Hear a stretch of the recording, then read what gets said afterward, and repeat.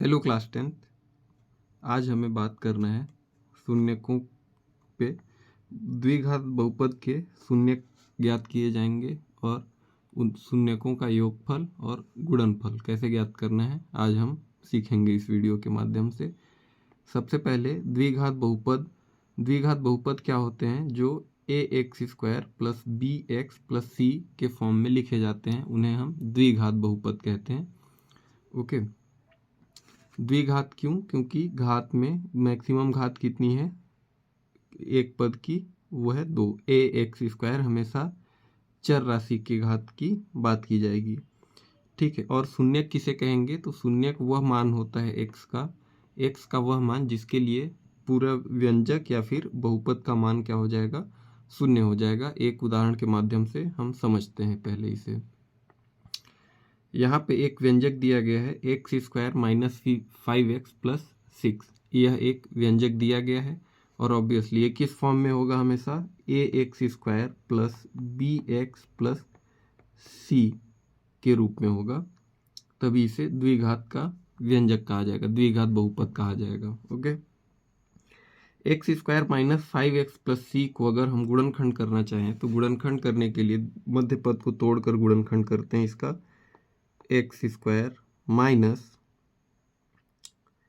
3x and minus 2x plus 6 गुणनखंड करने के लिए क्या विधि होगी वो हम अपलोड कर चुके हैं ऑलरेडी, आप देख सकते हैं, ठीक। अब यहाँ से x² माइनस 3x से एक गुणनखंड लेना है, दैट इज x कॉमन निकल जाएगा और x माइनस 3, और दूसरे वाले पद से मतलब x² प्लस 6 वाले पद से हमें -2 कॉमन मिल जाता है और ये हो जाता है x माइनस 3 इक्वल टू 0। अब समझते हैं x माइनस 3 अगेन दोनों में कॉमन आ जाता है, ठीक है। x माइनस 3 और x माइनस 3 और x माइनस 2 एक बार आ जाएगा इक्वल्स टू 0। बहुपद का समीकरण हम हल करना जानते हैं। एक बार x माइनस 3 इक्वल टू 0 रखेंगे और एक बार x माइनस 2 इक्वल टू 0 रखेंगे। तो एक बार x का मान 3 आता है और एक बार x का मान 2 आता है, अर्थात x के कितने मान आ गए?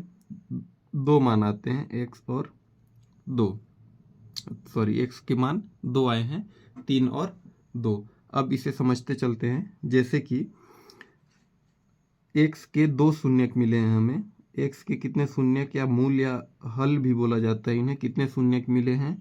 3 और 2। इन्हें अगर हम अल्फा और बीटा लिख दें, अल्फा इक्वल टू 3 और बीटा इक्वल टू 2, तो शून्यकों का योगफल कैसे ज्ञात किया जाएगा? तो शून्यकों का योगफल ज्ञात करने के लिए alpha plus beta equal to minus B by A minus X का गुणांक बटे x² का गुणांक होता है, और गुणनफल क्या होगा? Alpha dot beta that is c by A. Okay, अचर पद और x² का गुणांक आप यहाँ पर वीडियो पॉज करके पढ़ सकते हैं, ठीक है। तो जो हमारा समीकरण था, हम समीकरण को एक बार और लिखते हैं। हमारा समीकरण था x² minus 5x plus 6 equals to 0। अब इसमें हमें अल्फा की वैल्यू कितनी थी? 3 और बीटा की वैल्यू 2 हमें प्राप्त हो चुकी है। ऊपर हमने यही हल किया है। अब अगर हम इसका गुणनफल लिखना चाहें, that is alpha plus beta मूलों का योग लिखना चाहें, योगफल अगर निकालना चाहें शून्यकों का, alpha plus beta that is minus B बटे ए, ठीक है। बी और ए क्या है? तो हमें इसे व्यापक रूप से कैलकुलेट करना पड़ेगा। ax² plus bx plus c, ठीक है। यहाँ से हम इस समीकरण को अगर तुलना करें व्यापक रूप से, ठीक है, समीकरण को अगर व्यापक रूप से तुलना कर दिया जाए तो a का मान आएगा 1, b का मान आया है -5, माइनस के साथ लिखना पड़ेगा आपको, और c इक्वल टू आया है 6। मूलों का योगफल अगर हम ज्ञात करना चाहें दैट इज माइनस बी बटे मतलब -5,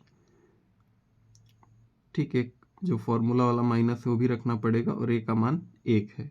तो मूलों का योग यहाँ से हम देख सकते हैं कि मूलों का योग क्या आ जा रहा है, दैट इज माइनस और माइनस कैंसल आउट, तो 5। मूलों का योग अल्फा प्लस बीटा कितना आ गया?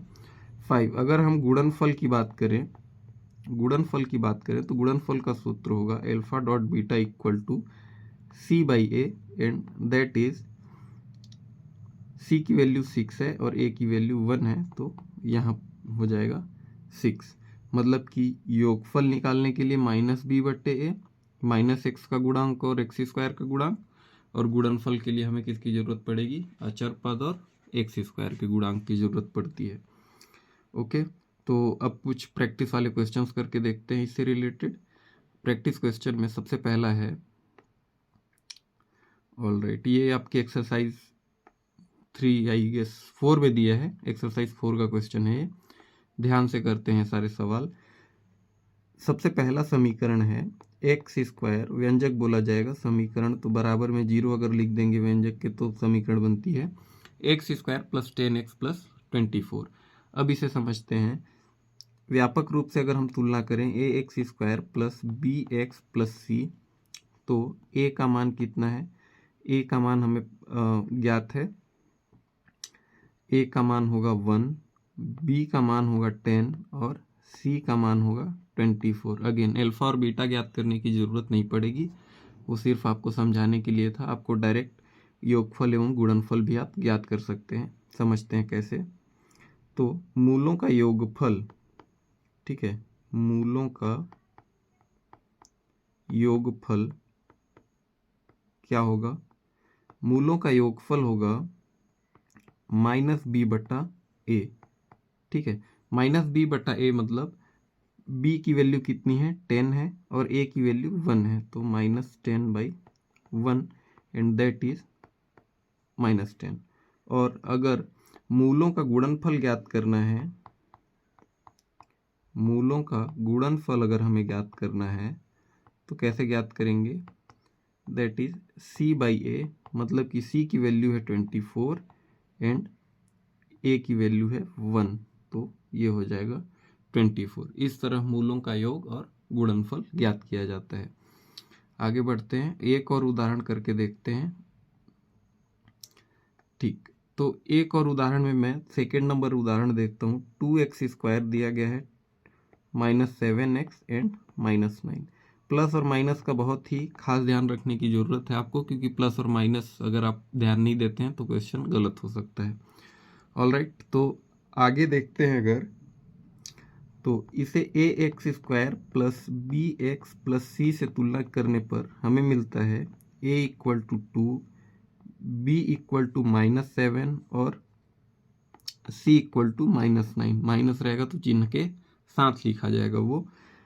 अब मूलों का योगफल क्या होगा, मैं सीधा योगफल लिखता हूँ। मूलों का योगफल क्या होगा, -b/a, ठीक। -b -7 और a का मान दिया है 2, तो ये हो जाएगा माइनस माइनस का गुणा होके प्लस हो गया, दैट इज 7/2। और अगर गुणनफल ज्ञात करना है तो c/a इसका फॉर्मूला होता है, दैट इज -9/2। ओके, ये होगा मूलों का योग और मूलों का गुणनफल। आई होप कि आपको ये वीडियो समझ में आई होगी। एक और क्वेश्चन करते हैं। ओके, एक और क्वेश्चन देखते हैं इसका, x² + 11x + 30। Okay, x² + 11x + 30 simple. इसमें ax² + bx + c से तुलना करना है आपको। a का मान 1, b का मान 11 और c का मान 30, ठीक है। मूलों का योग निकालने के लिए क्या फॉर्मूला है, एक बार और लिखते हैं फॉर्मूला, -b/a, तो ये माइनस और 11/1 दैट इज -11। और गुणनफल अगर हमें ज्ञात करना है तो गुणनफल c/a, c का मान देखेंगे तो 30 है और a का मान 1, तो ये दैट इज 30। ओके, एक बार समराइज करते हैं कि अभी तक हमने क्या क्या पढ़ा है। ओके, द्विघात बहुपद के शून्य ज्ञात करना हमारा टॉपिक का नाम है। शून्य कैसे ज्ञात करेंगे वो मैंने एक्सप्लेन कर दिया है। शून्य क्या होते हैं, x के जिस मान के लिए बहुपद के मान शून्य होंगे उसे क्या कहा जाएगा, शून्य। जैसे ax² + bx + c हमारा क्या होगा, व्यापक रूप होगा समीकरण का।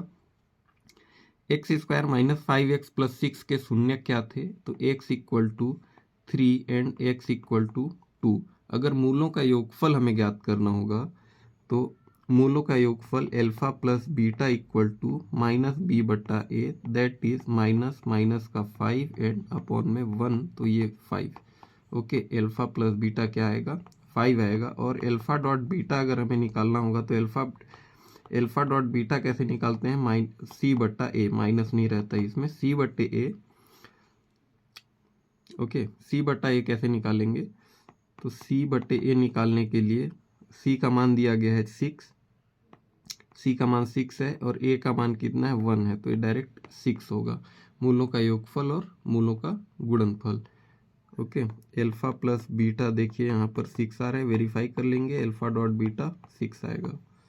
ठीक, एल्फा प्लस बीटा 5 और एल्फा इंटू बीटा 6 आएगा। शून्यकों का योगफल का सूत्र क्या होगा, शून्यकों का योगफल alpha plus beta equal to minus B बटे ए, और अगर इसे गुणांक के रूप में लिखना है तो माइनस एक्स का गुणांक बटे एक्स स्क्वायर का गुणांक, और गुणनफल के रूप में अगर लिखना है तो alpha dot beta equal to C by A, that is अचर पद का गुणांक और एक्स स्क्वायर का गुणांक। ओके, आई होप कि ये वीडियो आपको समझ में आई होगी। यहाँ तक देखने के लिए बहुत बहुत धन्यवाद। आगे पढ़ते रहिए और आगे बढ़ते रहिए। और अगर आप 10th क्लास में हैं तो हमारी छत्तीसगढ़ बोर्ड की लाइव क्लास में तैयारी करने के लिए इस नंबर पर संपर्क कर सकते हैं, that is 9301253448। Thank you very much.